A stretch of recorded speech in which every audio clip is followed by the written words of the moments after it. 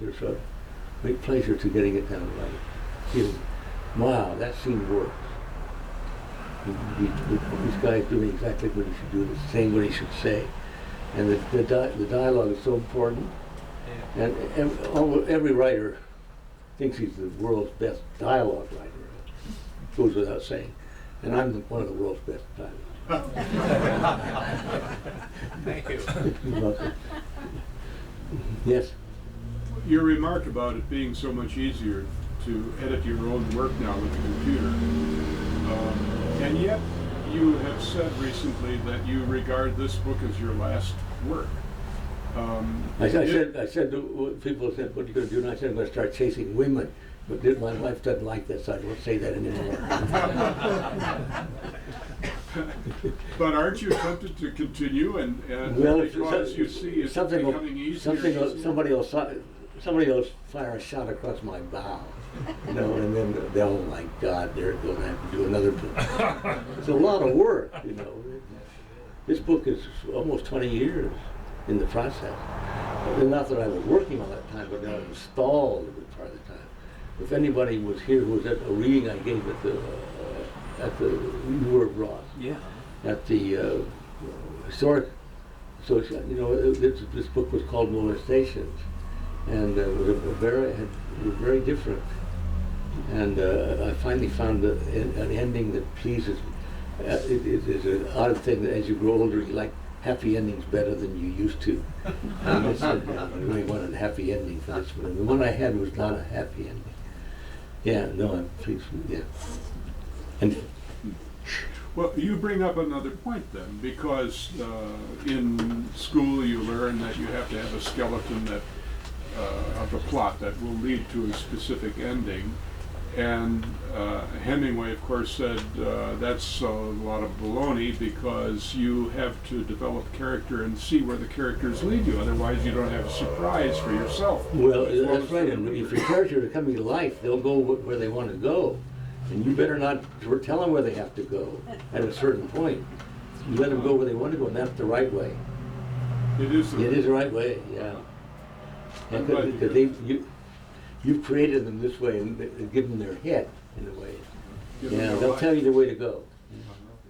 And you kind of know where it's going, but you don't know exactly where it's headed for a denouement.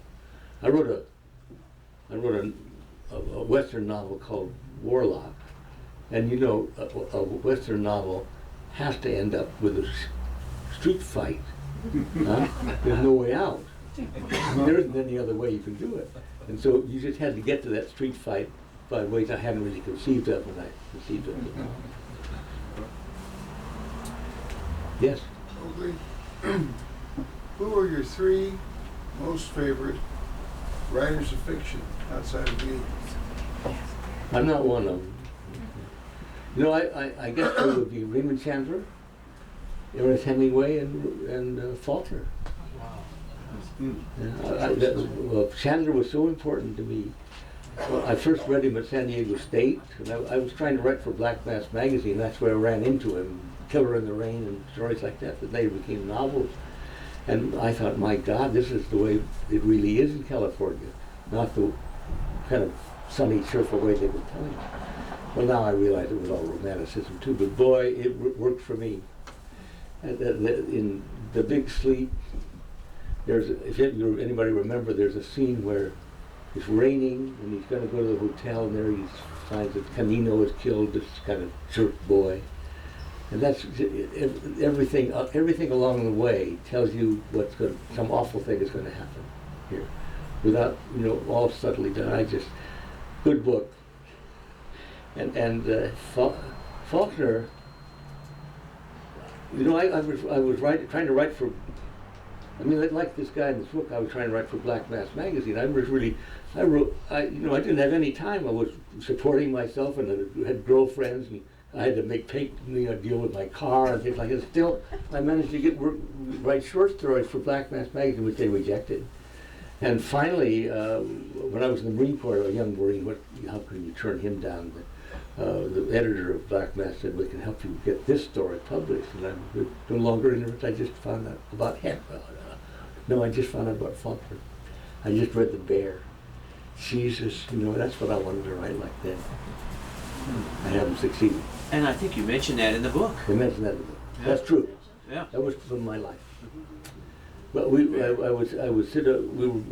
lined up on the beach in Maui for the invasion of Japan, and a tent, and I had a ammunition box with a typewriter. I had a typewriter, probably a typewriter on top. And I worked all the time. You know, and I was was always very conscious of what I was doing. I knew that the craft was important, and I was trying to learn the craft. And I read books for that purpose.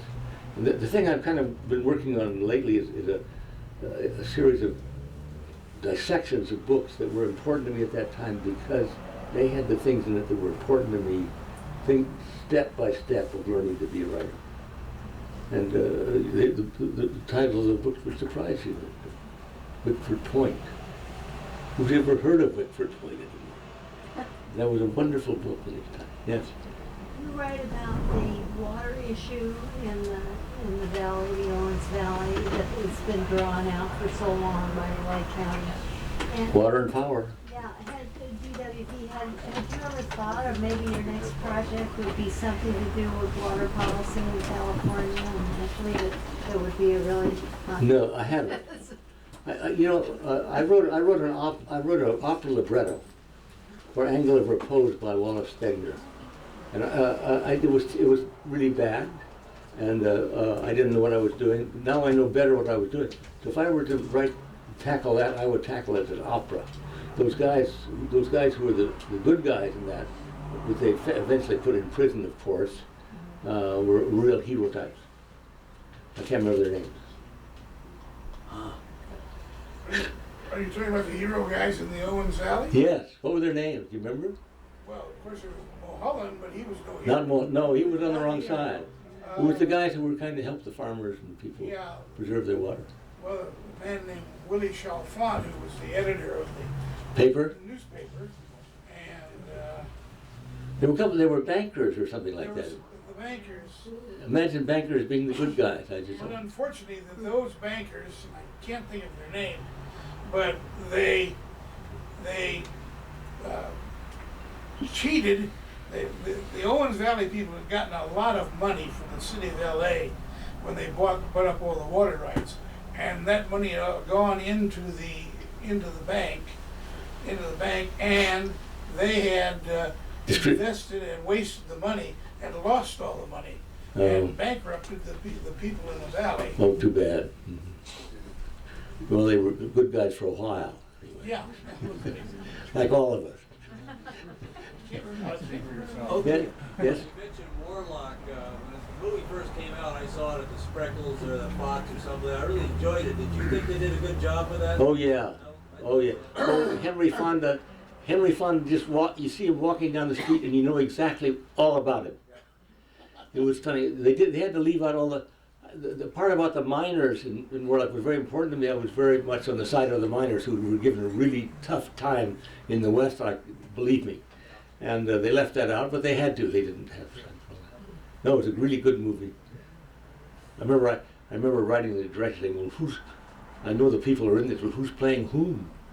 And it was Henry Fonda was Blaisdell, the gunfighter, and Clay Blaisdell. I like that duel at the end. You know, he was a pretty fast draw.